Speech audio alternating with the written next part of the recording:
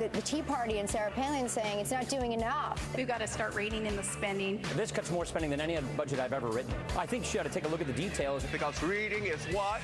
Fundamental. I think she'd be probably pretty pleased. Joining us tonight, Wisconsin Congressman Mark Pocan. Congressman, good to have you with us. Oh, thanks. Glad to be here, Ed. Sarah Palin being critical of Paul Ryan. Paul Ryan saying she ought to try some reading. We've heard that before. What is this budget all about? It is the most radical thing we have ever seen come out, is it not? It's a budget that I can't wait to go around and talk about what it really does. If the Republicans keep the House, get the majority in the Senate, and somehow take the presidency, this is their wish list. This is a really scary list. It's going to cost the economy about 3 million jobs. That's like firing every single person who works in the state of Wisconsin.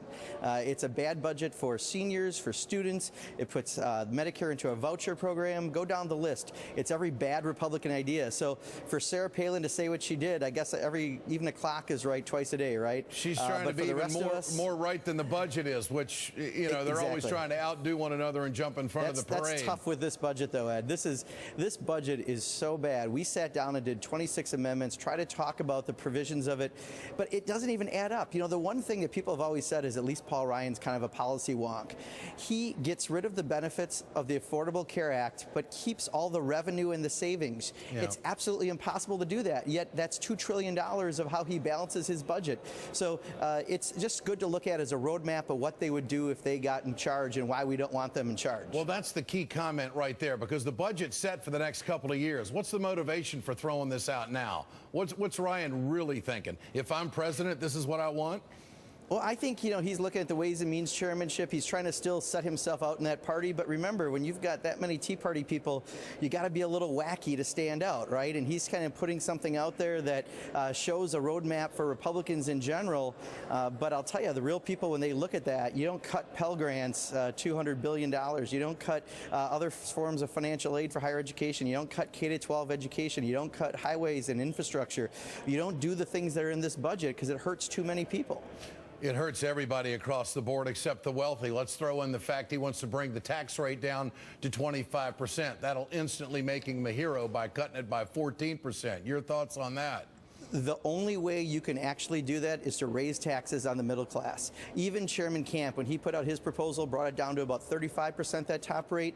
He showed it's impossible to go down to 25% without hurting the middle class, and that's exactly what will happen. So when Paul Ryan yesterday described his budget as a win-win, I agree on that. It's a win for the 1%ers, and it's a win for the second percentile, but there are 98% of us don't benefit. You know, you said something interesting to start out this interview. You said you can't wait to go home and talk about this budget. Where is home? You and Paul Ryan basically are ideologically far apart, no doubt, but your districts are right next to one another. Ryan on the bottom of the screen, and you're on the left side of the screen there. I mean, you're butting up right against one another right there.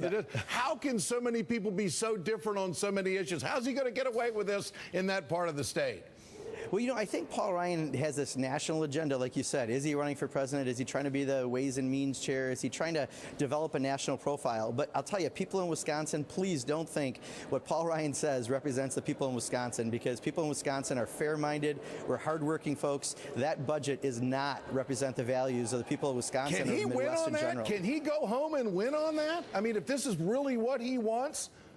Well, he's going to have some explaining to do, because I'm going to keep talking about this. I think other people will talk about this budget. But, you know, you go tell my 85-year-old mother that somehow we're going to cut Social Security, you're going to voucherize Medicare, you're going to do some of the things that are in this budget. And, you know, you can't say that to seniors. And then you can't say you're going to raise the taxes on the middle class so that the top 1 or 2% can get a little benefit. He's going to have a hard time justifying that back home. I grew up in his district. I know that area well.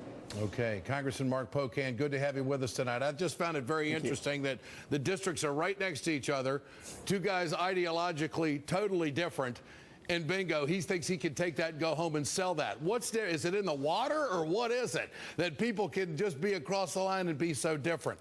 I find it interesting. Great to have you with us, Congressman. Appreciate your time.